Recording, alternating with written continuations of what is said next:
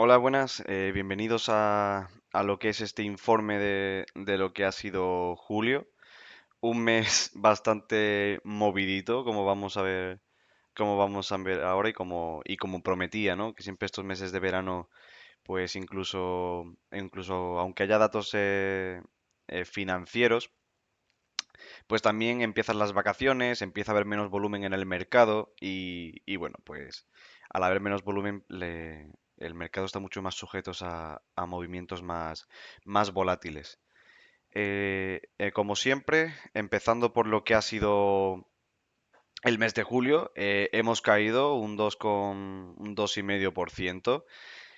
Como podemos ver en la gráfica comparativa, pues como siempre nos movemos muy a la razón de lo que es el mercado en general, pero bueno, siempre con movimientos un poquito más volátiles o más extremos, ¿no? Que es lo que nos da también las ganancias en el largo plazo. Pues eso, hemos caído un 2,5%. Desde que empezamos en abril del 23, pues tenemos un 28%. El MSCI, como siempre, la bolsa mundial y con la que nos medimos, pues ha ganado un 1,46, está en un 25. Pocos cambios en los IPCs, incluso caídas. Y bueno, también ha caído el dólar contra el euro. Aún así, nuestras inversiones en dólares pues siguen siendo positivas. Con respecto a los principales indicadores, pocos cambios, sobre todo en el tema de inflación. Parece que se está relajando bastante. En las encuestas de los principales gestores de fondos, la inflación ha dejado de ser ya definitivamente uno de los principales problemas a los que atender. Y bueno, con respecto a PMIs, pues bastante estabilidad. La recuperación de Japón después del susto del 49, del dato de 49, ¿no? Del año 49. Y bueno, las masas monetarias, pues eso, bastante relajadas, con la excepción de la eurozona, que bueno, ya ha empezado a aflojar esa política restrictiva con esa bajada de tipos de interés. El apalancamiento financiero sigue estando bastante tranquilo. No hay lecturas todavía extremas. Estamos en la parte alta, pero nada que ver con periodos previos que tenemos ahí marcados. Aún así, pues eso, el mercado sigue en su subida. Y bueno, ahora intentaremos entender hasta cuándo, ¿no? Como siempre, los puntos que comentamos, un poco de macro, renta variable, algunas cosas que veamos de interés y las conclusiones, ¿no? O qué podemos atisbar para lo que viene. Empezando por la macro, hemos tenido datos de crecimiento intertrimestral en la eurozona, un 0,3, bastante mejor de lo esperado y como punta de lanza, pues entre ellas España, ¿no? Con ese 0,8. También hemos tenido datos de Estados Unidos, el crecimiento de un 2,8% cuando se esperaba un 1,4, es decir, lo ha doblado. Estos datos tampoco son especialmente relevantes para la bolsa porque evidentemente esto nos dice qué pasó el trimestre pasado, ¿no? Incluso esto está luego sujeto a muchas revisiones, con lo que tampoco podemos decir que sean datos definitivos, ¿no? Y al final la bolsa lo que hace es descontar o intentar traer a presente hechos futuros, con lo que el saber qué pasó normalmente no mueve mucho, ¿no? Agua pasada no mueve molinos, aunque normalmente si son lecturas muy negativas, sí que suele tener un efecto, ¿no? Para las malas noticias siempre hay hueco para reacción en la bolsa, ¿no? También se han publicado vacantes laborales. En el caso del sector público se disparan al alza y en el sector privado continúan su bajada. Estamos ya muy cerca de lo que son las elecciones en Estados Unidos. Empiezan los esfuerzos fiscales por intentar dejar una imagen bonita, con lo que podemos entender de que por ahí van los tiros, ¿no? De que el sector público quiere mantener el empleo a toda costa antes de las elecciones, para eso, para dejar una imagen bonita de eso, de cara a las elecciones. Entonces, pues eso, están intentando mantenerlo. aumentar la contratación, mientras que el sector privado, pues evidentemente se está resintiendo después de todo, de todas estas políticas monetarias restrictivas que, bueno, con todo esto, luego veremos un informe que se ha publicado recientemente sobre políticas monetarias por parte del Tesoro que han intentado mantener esta bonita imagen y que la verdad que traen cola. También vemos que el mercado inmobiliario empieza a resentirse, las nuevas construcciones o las viviendas bajo construcción empiezan a decaer en niveles que suelen ser previos a recesiones y soportando esta conjetura, pues tenemos el ratio oro sobre cobre. Este es un ratio que no se suele mirar mucho, aunque es conocido en el ámbito financiero, porque el oro siempre se ha considerado como un activo refugio, ¿no? Cuando las cosas vienen mal dadas y hay aires de recesión, pues la gente compra oro, ¿no? Como un activo físico de refugio. Y el cobre, no es que sea todo lo contrario, pero el cobre es una de las principales materias primas utilizadas en la actividad económica, ¿no? En la actividad industrial. Entonces, ver cómo va el oro con respecto al cobre nos da una imagen de qué situación estamos teniendo o qué sentimiento de mercado hay con respecto al devenir de la economía. Y como vemos, desde 2002, que fue el mercado bajista, pues esa tendencia no ha dejado de aumentar. Como vemos, los niveles máximos las lecturas máximas fueron en los últimos años, en el año 2020, una época en la que la economía estaba totalmente parada, que el cobre, entre comillas, nadie lo quería y todo el mundo se estaba refugiando en activos refugio, valga la redundancia, como era el oro. Entonces, pues bueno, la tendencia sigue alcista y va de camino a esos máximos relativos. Con lo que, bueno, aparte de que el PIB trimestral ha dado buenas noticias, el sentimiento de mercado es que vienen periodos complicados, como bueno, también llevamos avisando en los últimos informes. Con la renta variable, pues el término principal es el de gran rotación, ¿no? Como vemos ahí, en el primer punto, gran rotación desde la tecnología hacia las pequeñas compañías. El Russell 2000 este mes ha ganado un 12%, mientras que el Nasdaq ha disminuido un 1,5%. Es la mayor divergencia desde el pinchazo de las .com, en el que la alta tecnología estaba también muy, muy sobrevalorada. Y bueno, también comentar que en los últimos 17 años es el primer mes de julio que el Nasdaq cierra con un mes negativo.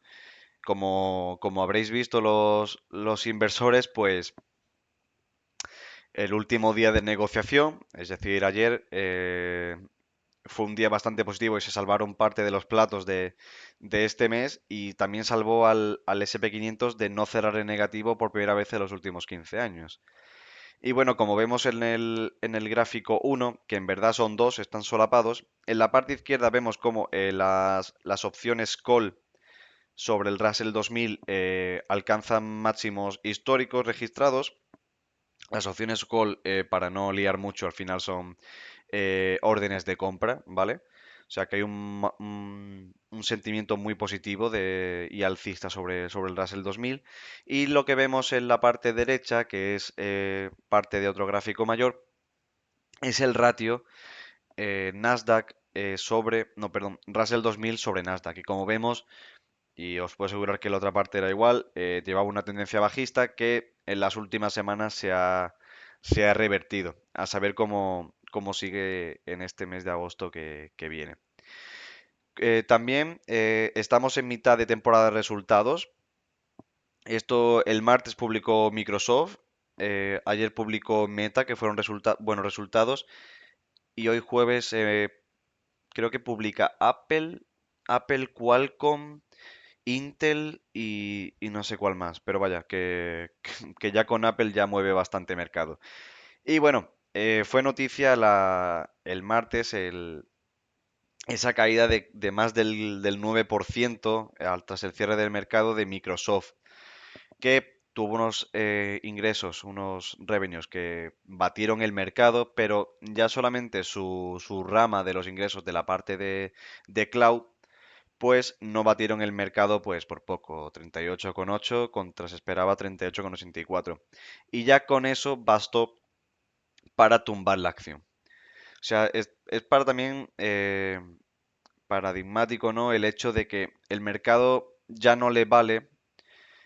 O sea, el mercado lo que espera es que se batan los resultados. Entonces, cualquier mínima sorpresa negativa, aunque sea esa pequeña diferencia en los ingresos cloud, basta para tumbarlo. Se le exige mucho al mercado para todo lo que ha subido, ¿no?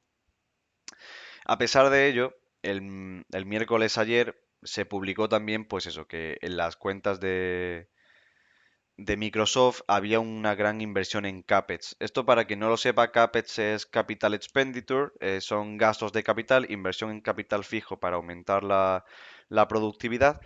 Pues se registró un gran aumento del gasto en CAPEX que esto aupó a las empresas de inteligencia artificial, entre ellas Nvidia, que ayer subió, si no recuerdo mal, entre un 10 y un 12%, que fue otra vez, batió el récord, que ya llevamos unos pocos este año, de mayor revalorización bursátil, de capitalización bursátil de la historia. ¿Vale?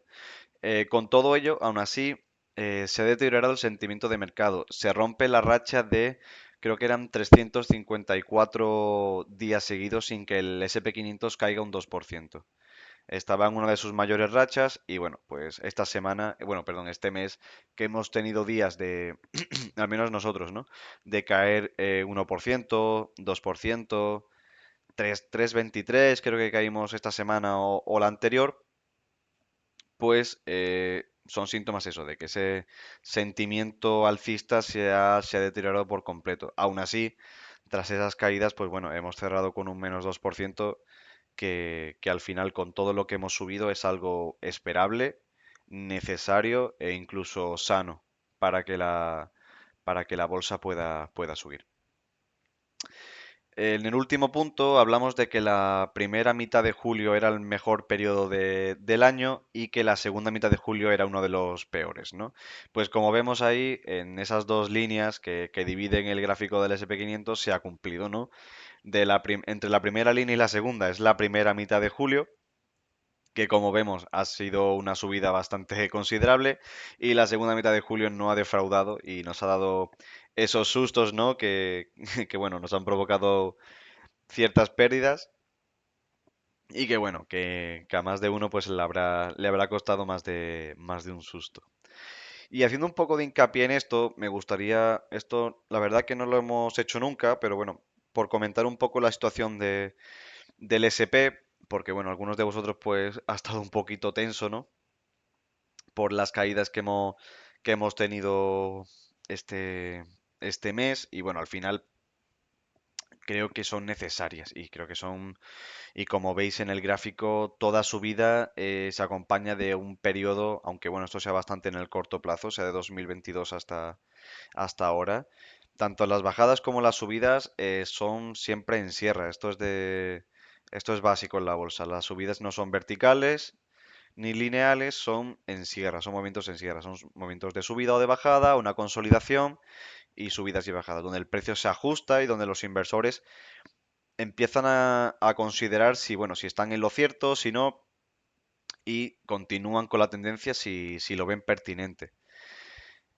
Como veis, en el punto uno esa tendencia de medio plazo, de finales de 2023 hasta hoy, donde empezábamos a hablar del rally de Navidad, de que estaba al caer, de que iba a ser importante, y que vimos que fue un final de año y un principio de año bastante considerable, pues bueno, ha estado en peligro. Se ha salvado al final, se han salvado los platos, pero bueno, estamos ahí un poco en el límite. Ha sido una corrección del 2,6% desde ese máximo histórico hasta donde cerró ayer. Evidentemente, a día de hoy hablamos de corrección, no podemos hablar de otra cosa porque hasta que no se superen los 5.670, que fue el último máximo histórico, pues no podemos darla por saldada. Con todo ello, las tendencias de largo plazo están inalterables, aunque, eh, como vemos, finales de 2023, ese final del mercado bajista, bueno, no, perdón, eso fue octubre del 22, que fue el final del mercado bajista. Esa línea de tendencia en la que se apoya entre septiembre y octubre del 24 está lejos de ser que cruzada a la baja. Aún así, las grandes medias móviles que se usan en el análisis técnico, que son las de 50, 100 y 200 periodos, también están muy lejos de ser alcanzadas. Lo único que está medio cerca es el Kijun, esa línea que roja que es más, no está tan suavizada, sino que es un poco más así como a peldaños, que bueno, esa es una media que se utiliza en el indicador Ichimoku, que bueno, al final es el valor máximo y el valor mínimo en los últimos 26 periodos entre dos, ¿vale? La diferencia, no, es la media entre dos, ¿vale? Que bueno, sirve como media y donde el precio suele rebotar bastante bien, ¿no? Y es otro indicador a tener en cuenta. Con lo que eso, hemos tenido un pequeño susto, tampoco es para asustarse, evidentemente, como veis ahí, no es el fin del mundo, ni muchísimo menos.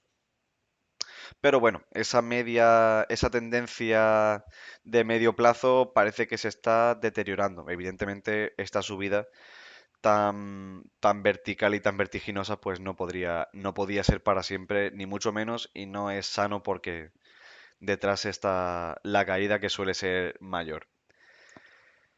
En varios puntos a comentar. Esto es un indicador que estuvimos hablando de él bastante tiempo y hace bastante también, que es el de Truflation, que es un cálculo alternativo al oficial, donde con datos a tiempo real pues calcula la variación del precio del consumo y de todos los activos que forman parte de la cesta de bienes y consumo que se usa para el cálculo del IPC y que eh, con bastante certeza ha ido adelantando la evolución del IPC, pues ahora mismo marca el 1,62%. Actualmente está en el 3%, con lo que da a entender que probablemente haya futuras bajadas del IPC por ver, con lo que animaría las estimaciones de bajadas de tipos para septiembre que casi se descuentan ya con casi un 90% o más, ¿vale? En el cuadro 2 vemos las IPOs, las Initial Public Offerings, es decir, empresas que salen a bolsa, que están en valores mínimos desde el año 2000. Esto es algo que no se suele ver antes de los crash. ¿Por qué?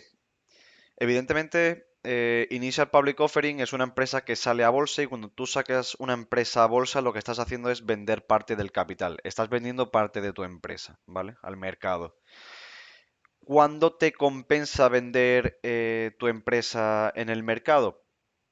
Pues cuando está caro, ¿no? Cuando todo el mundo compra a cualquier precio porque todo el mundo piensa que todo va a subir, ¿no? Y fue el caso de 2021, donde teníamos esa burbuja también de la tecnología. Y bueno, pues aprovecharon muchas empresas, entre ellas el caso que recuerdo es el de Coinbase, pues la sacaron a venta porque era el momento donde todo el mundo compraba cualquier cosa cripto y aprovecharon la coyuntura. No es el caso ahora, no significa que no vaya a haber una bajada, significa que el mercado no está descontando una gran bajada, ¿vale? O no descuenta que estamos en precios extremadamente altos. En el cuadro 3 tenemos la evolución del oro con respecto a la deuda pública estadounidense o su evolución y podemos ver cómo el mercado es sabio o la gente en general es sabia y bueno, confían en la responsabilidad de los políticos de manera relativa, ¿no? También yo creo que porque no les queda otra. Y cómo se van cubriendo a medida que va evolucionando la deuda pública y su montante, ¿no? En el mapa 4, perdón, en el cuadro 4 tenemos el mapa de gamma en el SP500 para ver cómo está el posicionamiento de gamma en dicho índice, ¿no? Y vemos que estamos un poco ahí en tierra de nadie. En el 5400 tenemos un soporte muy importante que es donde, si vamos hacia atrás, eh, se posó cuando toca la línea. Espera, nunca he usado esto. Aquí está. Aquí, en este punto, esto fue el 5400. Entonces, pues vemos que ahí hay una resistencia muy importante. Bueno, y aquí está el put wall, que esto es lo que costará mucho atravesar a la baja. Con lo que parece que tenemos aquí un poco de suelo. Aunque bueno, también dependerá mucho de la publicación de resultados de Apple esta tarde después del cierre y sobre todo la de Nvidia, que es lo que está esperando todo el mundo como últimamente pasa en las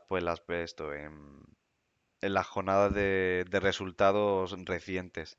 Que también por eso, al estar, ya dicho sea de paso, al estar en temporada de resultados, estamos en temporada de blackout de recompras. Las acciones propias no se están recomprando, que como hemos dicho ya muchas veces, pues es uno de los principales motores del mercado. Entonces, pues bueno, a medida que vayan pasando estas presentaciones y vayan pasando las semanas de blackout, pues ese dinero volverá a entrar en la bolsa y ayudará a auparlo un poco, que eso, junto con las bajadas de tipos, creo que dará el último arreón antes de, de que tengamos un susto de verdad. En conclusiones, o intentando un poco ver qué pasará, pues bueno, vemos aquí otra vez el tema de la amplitud de mercado. Esto es el SP500, el rendimiento del SP500 con respecto al SP500 equal weighted. Es decir, el SP500 es un índice que da peso a las acciones según su tamaño, ¿vale? Entonces las empresas que tienen más tamaño pesan más en el índice y así sucesivamente. Cabe decir que empresas como Apple, Nvidia, Meta, Amazon, Google, Microsoft, Tesla, etcétera, etcétera, son las que más pesan y son las que mueven el mercado. Claro, pero eso, mm, evidentemente, el SP500 es donde nos referenciamos y lo que tenemos como mercado. Pero realmente no nos sirve para ver cómo el mercado se está moviendo en general. Para eso utilizamos el SP Equal Weighted, es decir, cómo se mueven todos los valores con el mismo peso, el avance y el retroceso valen por igual. Entonces, esas diferencias, esas divergencias que podemos ver aquí, ¿vale? Nos sirven para ver cómo el mercado está utilizando de más o se está apalancando de más en esos valores cuando el resto del mercado en general no está avanzando tanto. Es lo que hablamos el año pasado, el informe pasado con el indicador Hindenburg-Omen. Es decir, el mercado sigue avanzando, pero hay muchos valores que suben mucho y otros valores que bajan mucho, es decir, está muy descompensado con lo que no es un mercado sano, por así decirlo, y suele revertir a una mayor igualdad. Entonces, estamos aquí ahora, sabemos lo que suele pasar cuando se alcanzan estos valores, lo que no sabemos es cuándo va a pasar. Sabemos lo que pasa, pero no cuándo. Y bueno, eso es una cosa que leí ayer, este cuadro que tiene bastante más chicha de lo que parece. Es un informe que se publicó ayer o antes de ayer y ha movido mucho a la comunidad financiera. Y es que la premisa de este informe es que, bueno, la Reserva Federal empezó con sus políticas restrictivas y hay un índice que se calcula en Estados Unidos que es el de condiciones financieras, es decir, si las condiciones financieras son más restrictivas o son más acomodaticias, es decir, son más fáciles para el inversor o para buscar financiación. Y el tema es que la política monetaria es restrictiva con esa subida de tipos de interés para combatir la inflación y la famosa QT, ¿no? Quantitative Tightening. restricciones cuantitativas, es decir, un menor tamaño del balance del Banco Central Europeo, es decir, menos inyección de liquidez, etcétera. Entonces, se preguntaban por qué estas condiciones financieras no se han endurecido con todo este escenario. Y la respuesta la tenemos aquí. El Tesoro de Estados Unidos, que podemos decir que es como el Ministerio de Hacienda de Estados Unidos, se encarga, pues eso, de manejar la hacienda pública y la emisión de bonos o de notas a 3 meses, que podemos decir que son las bills. Y como vemos aquí, bills issuance, que son la deuda a corto plazo, ha habido una gran emisión desde mediados del 23 hasta ahora, cuando esto suele darse en periodos recesivos. Es decir, ha hecho algo que no suele hacerse cuando no, o se ha hecho cuando no toca, porque estas emisiones se suelen hacer en periodos recesivos, por eso, porque al final tienen que aumentar el gasto público por prestaciones de desempleo, por planes de estímulo, etcétera, y esos déficits, es decir, esos gastos mayores que los ingresos, se cubren emitiendo deuda, sobre todo a corto plazo, para no comprometerse en el largo plazo. ¿Qué ocurre? Como estuvimos hablando en los últimos dos, tres informes, los repos, los repos inversos, es decir, los bancos de inversión o los fondos de inversión monetarios, etcétera, depositan dinero en la Fed y les paga una rentabilidad por ello. O sea, la Fed le paga una rentabilidad a estas instituciones por tener su dinero ahí. Al final es como un depósito a corto plazo, ¿no? Pues eso, porque no hay más inversiones que acatar o alguna situación por el estilo. Entonces, ¿qué ocurre? El Tesoro emite estas mayores bills, estas notas a 3 meses, a muy corto plazo, por un tipo de interés mayor que el que ofrecen las repos. ¿Qué ocurre? Todo ese dinero que estaba ahí mantenido en las repos de fondos monetarios y tal, absorben esa oferta. ¿Qué ocurre? Esa oferta lo que hace es que disminuye los tipos de intereses y lo que provoca es que esas condiciones financieras no sean tan restrictivas. Entonces, podemos decir que lo que ha habido es una QE encubierto. Mientras la Reserva Federal o la Fed decía, por un lado, políticas restrictivas para combatir la inflación, el Tesoro, por otro lado, estaba manteniendo el mercado con estas inyecciones de liquidez, que como estábamos diciendo en los últimos informes, que se estaba vaciando la cuenta de repos, que ese dinero estaba entrando al mercado, que se iba a acabar al final esa cuenta, pues ya sabemos por qué. Porque el Tesoro ha estado emitiendo bonos a corto plazo para inyectar dinero en el sistema y mantener la curva de tipos estable. Según los estudios, este efecto ha tenido como un efecto relativo o parecido a una bajada del 0,25% en el bono a 10 años de Estados Unidos. Con lo que ya sabemos que ha estado manteniendo el mercado mientras la evolución de la masa monetaria no evolucionaba mucho. Que eso es lo que estábamos hablando en los últimos informes de la masa monetaria no va al mismo ritmo que la bolsa. No sabemos qué es lo que le está manteniendo. Esto no puede ser muy sostenible, pues ya sabemos lo que es. El Tesoro está emitiendo deuda a corto plazo, que está siendo comprada por estos fondos monetarios que invierten en renta fija, y eso está manteniendo el mercado sin disparar la curva de tipos. El problema, esto tiene que revertirse en algún momento. Todas estas políticas monetarias expansivas tienen siempre los días contados, es decir, son patadas hacia adelante.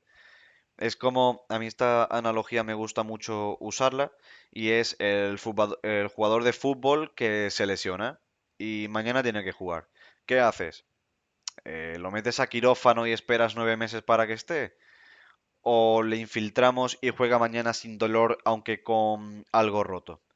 Pues la economía lleva desde 2008 intensamente, lleva desde bastante antes, como podemos ver aquí, pero desde 2008 lleva infiltrada y aguantando y aguantando. Y ante cualquier pequeño vaivén o atisbo de recesión o recesión en sí, vuelve esa inyección de liquidez. Entonces, esto, el día que revierta, que no puede revertir, porque no puede revertir porque, porque evidentemente sería, sería el fin del sistema, pero esto al final llega a un punto de estancamiento como, como el caso de Japón, ¿no? Que ya los estímulos monetarios son inocuos. Entonces, pues bueno, ya si queremos ver a dónde vamos, pues solamente hay que mirar a Japón. Poco podemos hacer de nuestra parte, lo único que podemos hacer es aprovechar estas inyecciones de liquidez para aprovecharnos eso en revalorizaciones en la bolsa. Con lo que, bueno, esto ha sido un poco julio, un mes bastante movidito. Al final la película no ha acabado tan mal, ha sido una bajada de 2,5. Si no recuerdo mal, en febrero o en marzo, o incluso creo que fue abril, bajamos un 7%. Recordar que esto es parte del camino, que esto es así, que... Voy a quitar esto. Que esto es parte del juego. No podemos esperar que un mes subamos un 10%, un 5, un 7 y no tengamos un susto del 2%. Todavía ni de lejos hemos visto lo que es una caída, yo tampoco la he experimentado. Ya hablaremos aquí en los informes cuando suceda. Pero eso, estos son pequeñas correcciones, asentamientos del precio, puede haber la gran rotación esta a pequeña capitalización, pero ni de lejos se van a abandonar empresas como Nvidia, Apple. No, no penséis que esas empresas van a dejar de tener inversores porque al final eh, todo el mundo utiliza estos sistemas, estas empresas. Con lo que eso, es parte del camino. Los caminos tienen curvas y este julio pues hemos tenido una de ellas. Esperemos que julio se porte bien, aunque suele ser también un mal mes, porque es el mes que mayores salidas de caja tiene de los fondos mutuos y de ETFs.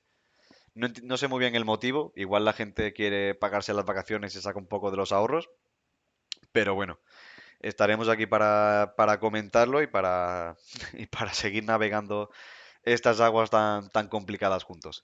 Así que nada, a nivel de informe nos veremos ya en agosto. Así que nada, que paséis un buen verano, que os resguardéis del calor y nada, un abrazo enorme.